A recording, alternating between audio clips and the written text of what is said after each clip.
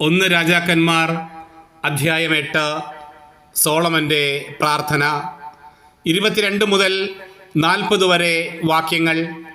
Solomon കർത്താവിൻ്റെ ബലിപീഠത്തിന് മുൻപിൽ Israel ജനത്തിൻ്റെ സന്നിധിയിൽ ഉന്നതങ്ങളിലേക്ക് കരങ്ങളുയർത്തി പ്രാർത്ഥിച്ചു.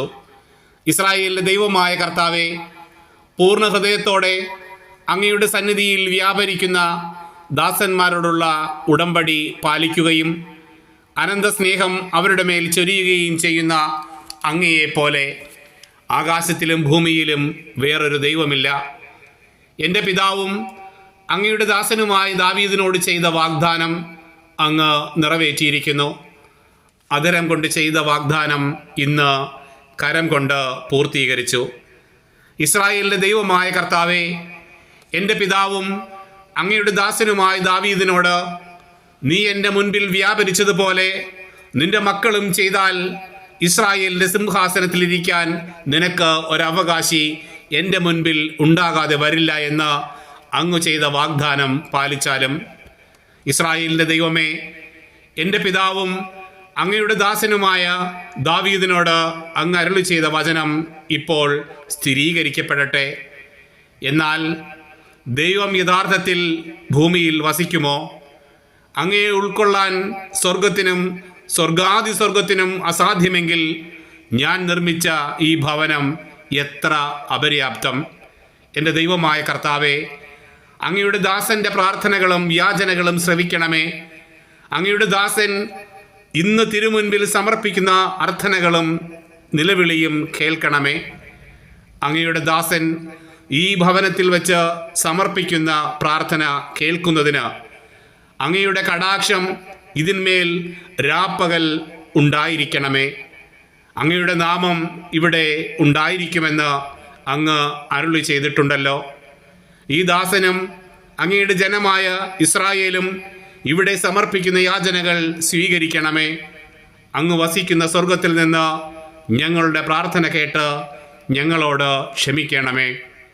അയൽക്കാരനോട്, തെറ്റു ചെയ്യുന്നവനോട് സത്യം ചെയ്യാൻ ആവശ്യപ്പെടുകയും അവൻ ഈ ഭവനത്തിൽ അങ്ങയുടെ ബലിപീഠത്തിന് മുൻപിൽ സത്യം ചെയ്യുകയും ചെയ്യുമ്പോൾ അങ്ങ് സ്വർഗത്തിൽ നിന്ന് അത് ശ്രവിച്ച് ദുഷ്ടനെ കുറ്റം വിധിച്ച് ശിക്ഷിക്കുകയും നീതിമാന് തക്ക സമ്മാനം നൽകുകയും ചെയ്തുകൊണ്ട് അങ്ങയുടെ ദാസരുടെ മേൽ ന്യായം നടത്തണമേ.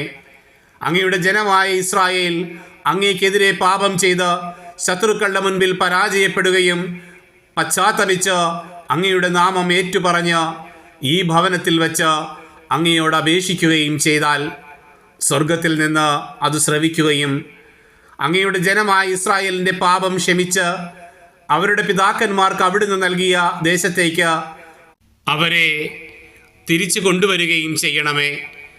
ജനത്തിൻ്റെ പാപം നിമിത്തം ആകാശം അടഞ്ഞ് മഴയില്ലാതായാൽ അങ്ങ് വരുത്തിയ ക്ലേശം കൊണ്ട് അവർ ഇവിടെ വന്ന് പ്രാർത്ഥിക്കുകയും അങ്ങയുടെ നാമം ഏറ്റുപറയുകയും പാപങ്ങളിൽ നിന്ന് പിന്തിരിയുകയും ചെയ്താൽ അങ്ങ് സ്വർഗത്തിൽ നിന്ന് അവരുടെ പ്രാർത്ഥന ശ്രവിച്ച് അവിടുത്തെ ദാസരായ ഇസ്രായേൽ ജനത്തിൻ്റെ പാപങ്ങൾ ക്ഷമിച്ച് അവരെ നേർവഴി നടത്തുകയും അവർക്ക് അവകാശമായി കൊടുത്തിരിക്കുന്ന ദേശത്ത് മഴ പെയ്യിക്കുകയും ചെയ്യണമേ.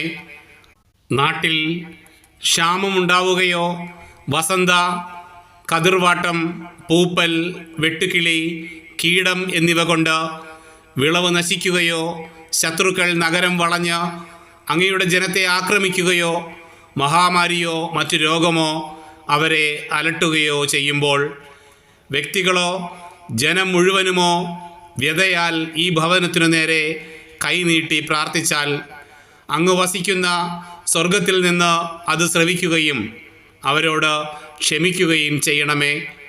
അങ്ങ് ഞങ്ങളുടെ പിതാക്കന്മാർക്ക് ദാനം ചെയ്ത ഭൂമിയിൽ വസിക്കുന്ന കാലമെല്ലാം അവർ അങ്ങയെ ഭയപ്പെടുന്നതിന് അവരുടെ ഹൃദയം കാണുന്ന അങ്ങ് അവർ അർഹിക്കുന്ന പ്രതിഫലം നൽകണമേ. അങ്ങ് മാത്രമാണ് മനുഷ്യ ഹൃദയങ്ങളെ അറിയുന്നത്.